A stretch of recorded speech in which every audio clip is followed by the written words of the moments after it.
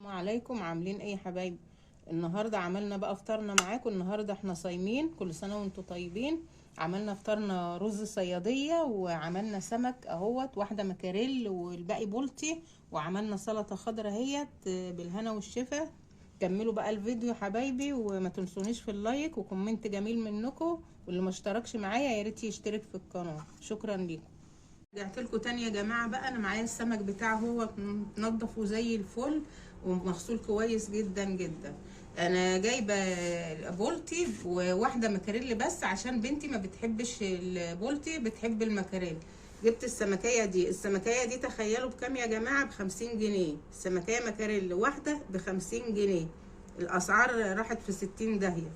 انا عامله الخلطه بقى بتاعتها اهيت. فلفل طبعا اخضر، على فلفل احمر، على شويه خضره صغيرين، على التوابل بتاعتنا كلنا اللي بنحبها بقى. وهعمل جنبهم شويه الرز دول كده. بقى انا بحط فيه الخلطه الجميله دي اهي. طبعا ايه، في عصره ليمونه يا جماعه.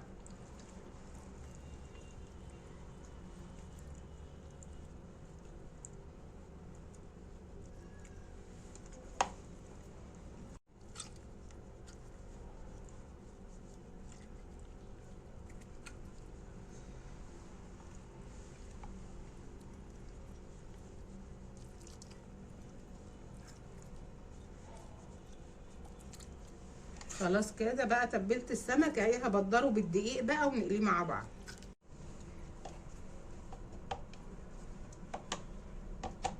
عملته بالدقيق بقى بالشكل ده وهنقليه كده بقى يا حبايبي. انا عملته في الدقيق، هنقليه مع بعض كده. بقى الزيت سخن، هحط السمك يتقلي.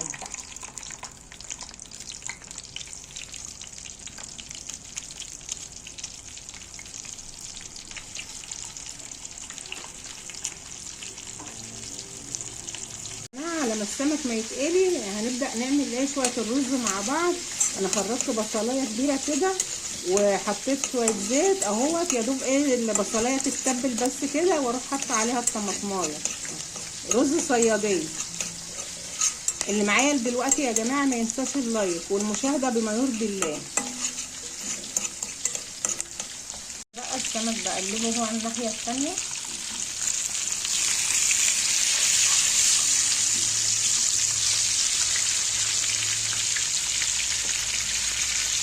طبعا الزيت حاطين شويه زيت صغيرين عشان خلاص الازازه بتنتهي كده معاك.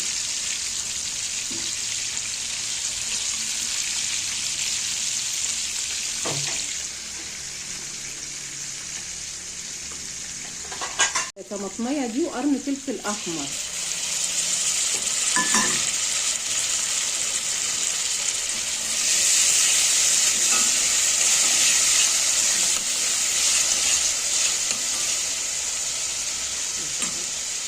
بقى هضيف بقى عليهم الرز. انا حطيت التوابل بقى، حطيت ملح وفلفل وكزبره.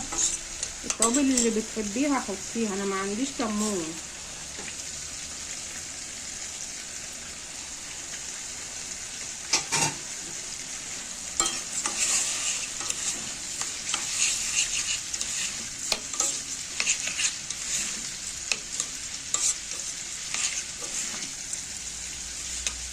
انا هضيف له الميه بتاعته.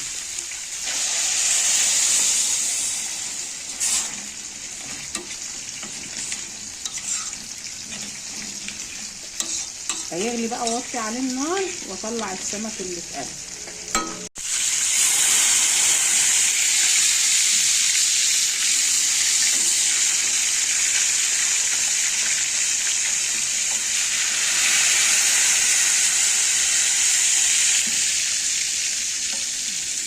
احط بقى بقيه السمك بتاعي ايه يتقلي.